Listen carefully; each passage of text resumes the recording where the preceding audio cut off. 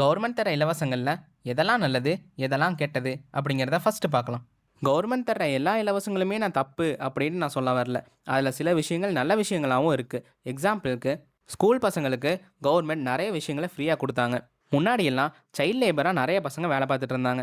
அவங்க எல்லாத்துக்குமே கல்வி அறிவு கிடைக்கணும் அப்படிங்கிறக்காக கவர்மெண்ட் நிறைய விஷயங்களை ஃப்ரீயாக கொடுத்து ஹெல்ப் பண்ணாங்க. ஃப்ரீயாக பேக்கு கொடுத்தாங்க, புக்கு கொடுத்தாங்க, ட்ரெஸ்ஸு கொடுத்தாங்க, அவங்களுக்கு மதியானம் சாப்பாடு போட்டாங்க, லேப்டாப், சைக்கிள், ஸ்காலர்ஷிப் அந்த மாதிரி நிறைய விஷயங்கள் பண்ணி ஹெல்ப் பண்ணாங்க.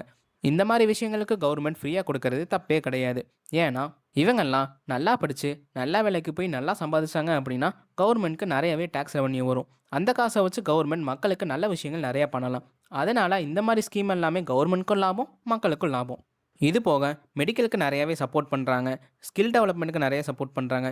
இந்த மாதிரி விஷயங்கள்லாம் தப்பே கிடையாது. இப்போ தான் மக்கள் ஒரு விஷயத்தை புரிஞ்சுக்கணும்.